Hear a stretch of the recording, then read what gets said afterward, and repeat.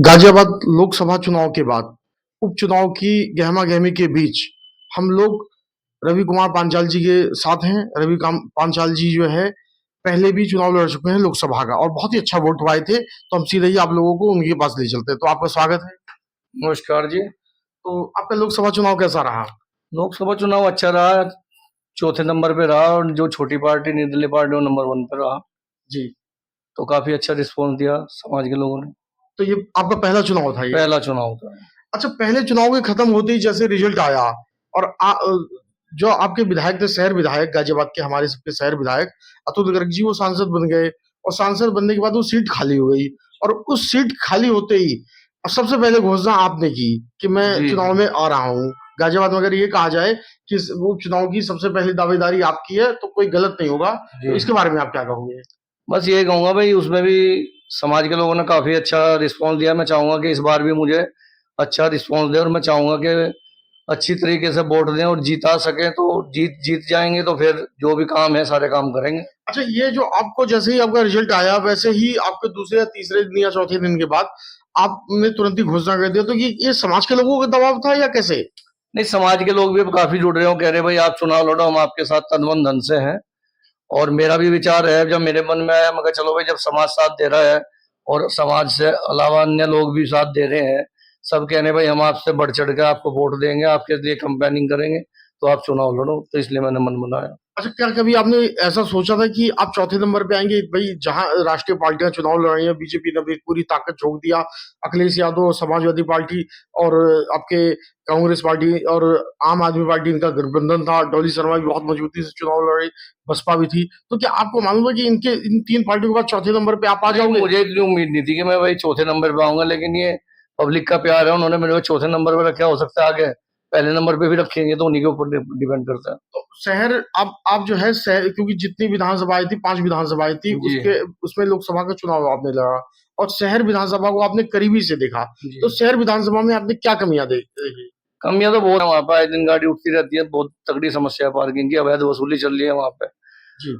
और शहर विधानसभा। गाजियाबाद विधानसभा में जी। और भ्रष्टाचार काफी बढ़ रहा है। मैं कोर्ट में भी जाता हूँ, कोर्ट में भी मैंने देखा है कि पैसे दोगे तो तारीख मिलती है, वरना तारीख ही नहीं मिलती। बहुत सारी समस्याएं हैं। आपने पुलिस के पास जाओ तो पैसा मांगती है। अच्छा, आपके इसमें जो विधानसभा है जिसके आप प्रत्याशी की आपने घोषणा किया, दावेदारी किया है, उसमें एक दिक्कत जो है, एक सबसे बड़ी दिक्कत हॉस्पिटल की है। जो एमएमजी हॉस्पिटल, वो भी आप ही के क्षेत्र में आ रहा है बिल्कुल बिल्कुल और वहाँ बिल्कुल। की स्थिति बहुत ही ज्यादा हाँ, बुरी हाल है। स्थिति बहुत खराब है वहां पे, मतलब पूरा स्टाफ भी कम है। और भाई गाजियाबाद के लोग जाते हैं, लेकिन उन्हें भली बात ही सही तरीके से और रिस्पॉन्स नहीं मिल पाता जो मिलना चाहिए। अच्छा, आपने मुझे पिछले याद है बिल्कुल, पिछली बार जब मैंने आपका इंटरव्यू लिया था तो आपने शहर विधानसभा में एक दिक्कत और बताई थी कि यहाँ कन्या विश्वविद्यालय हाँ, नहीं है। विश्वविद्यालय की उसकी इंटर कॉलेज की बहुत बड़ी दिक्कत है, कॉलेज नहीं है। वो भी अच्छा, हमारी मांग है। वो भी आपकी मांग है।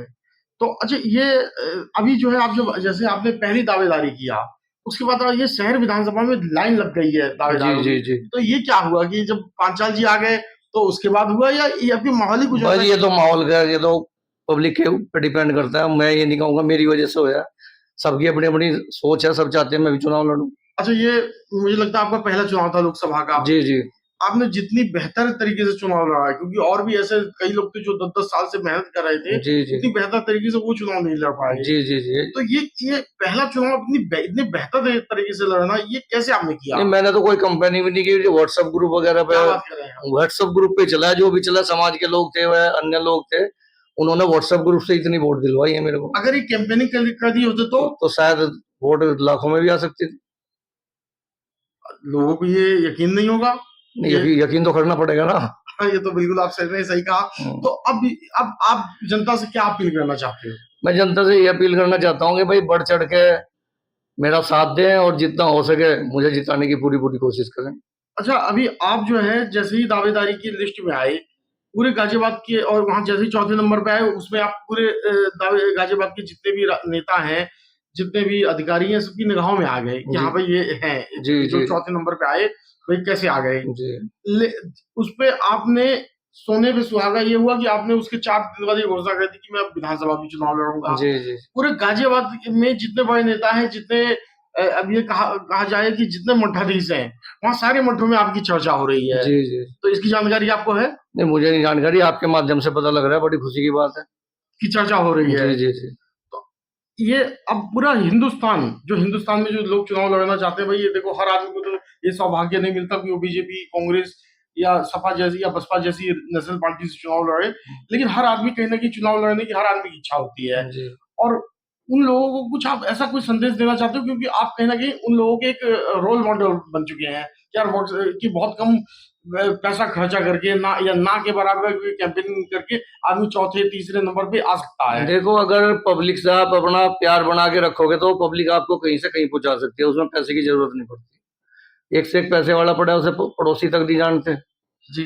तो समाज में आप निकलोगे, आओगे जाओगे, प्रेम प्यार से रहोगे, तो पब्लिक चाहे तो आपको कहीं भी पहुंचा सकती है। तो ये लोकसभा चुनाव में आपने ये तरीका अपनाया या इससे पहले से भी आपका चलता नहीं, था? पहला नहीं, मेरा तो पहला चुनाव था। अब आगे से तैयारी करूंगा, ज्यादा से ज्यादा लोगों से मिलूंगा और ज्यादा से ज्यादा लोगों से अपील करूंगा।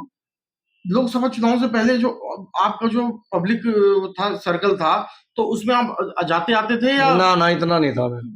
उसके बावजूद भी आपको लोगों ने प्यार दिया? जी जी जी जी। कोई नहीं था, आप कहीं से भी पता कर लो। अच्छा, यानी आपका जो दायरा था, यहाँ कहने का मतलब सोशल दायरा था, वो बहुत लिमिटेड लोग। लिमिटेड था बस। और ये लोकसभा चुनाव में आपने प्रचार कितने दिन किया? मैक्सिमम एक हफ्ता। एक हफ्ते में आप चौथे नंबर पे गाजियाबाद में आ जी गए? जी जी जी इतनी बड़ी विधानसभा, इतनी बड़ी लोकसभा में। जी जी।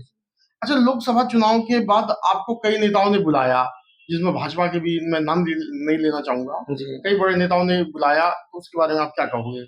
नहीं, उन्होंने कहा भाई अच्छा लगा और आपके जो विचार हैं हमसे मिलते जुलते हैं। उन्होंने काफी आश्वासन दिया, अभी मैं मीडिया के सामने मैं भी नहीं बता पाऊंगा। जब वो मेरे लिए कुछ करेंगे तो अपने आप सामने नजर आ जाएगा। अच्छा, आपने जब लोकसभा दावेदारी किया था, तो मुझे याद है कि मैंने दूसरा इंटरव्यू आपका किया था, उसे बहुत लोगों ने देखा। जी जब ये बातें आपका हमारा संपर्क हुआ, मैंने आपका इंटरव्यू लिया, तो ये और भी नेताओं को पता लगी। जी तो मेरे हद तक कई लोगों ने आगे मुझसे ये कहा कि भाई साहब, आप क्या बोलते हैं, आप हमारी मीटिंग करा दीजिए जी। आपसे।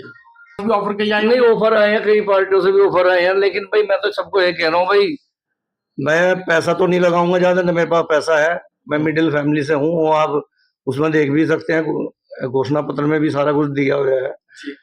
तो सब कह रहे हैं भाई हमें तो ईमानदार आदमी चाहिए और आप अच्छे नेचर के आदमी हो, तो हम आपको आपसे भी लोगों ने संपर्क किया? जी जी जी आप विश्वकर्मा समाज से हैं जी जी। और पिछले चुनाव में विश्वकर्मा समाज ने आपको काफी सपोर्ट किया बहुत ज्यादा किया जी। किया और विश्वकर्मा समाज के साथ साथ अन्य समाज ने भी जी आपको जी सपोर्ट किया। जी और मुझे इस चीज को कहने से कोई भी गुरेज नहीं होना चाहिए कि हर आदमी को पहले अपनी जाति में एक अच्छी पैठ बनानी चाहिए, जी क्योंकि आदमी का जीना मरना शादी विवाह सब उसी से ही जी होता है, संबंध उससे होते हैं, जी रिश्तेदारियां उससे होती हैं। जी। तो इस लोकसभा ये विधानसभा जो उपचुनाव है, इसमें विश्वकर्मा समाज से आप क्या अपील करना चाहते हो कि आपकी अपील विश्वकर्मा समाज विश्वकर्मा समाज से मैं ये अपील करूंगा भाई, बढ़ चढ़ के, पहले आप मुझे इतना जानते नहीं थे लेकिन अब तो जान चुके हो, बढ़ चढ़ के वोट दें और बढ़ चढ़ के आप हिस्सा लें, कंपेनिंग करें और मुझसे आके मिले और मुझे अपने यहाँ बुलाए, मैं आके मीटिंग रखूंगा।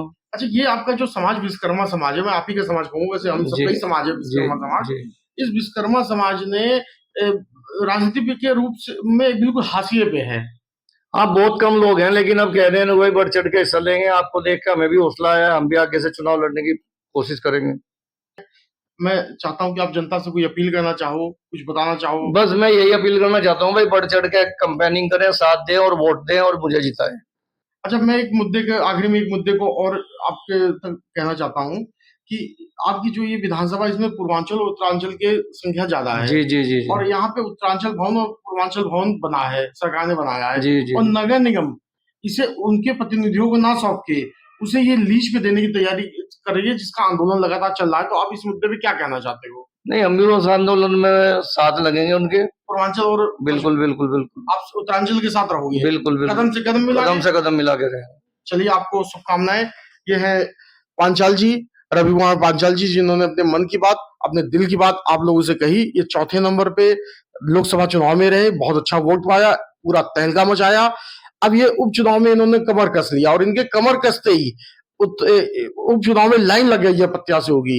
विचारधारा को, जो इनके मन की बात है, जो इन्होंने सच्चे दिल से आप बात कही है, उसे आप ज्यादा से ज्यादा शेयर कीजिए, हमारे चैनल को सब्सक्राइब कीजिए। धन्यवाद। वंदे मातरम। भारत माता की जय।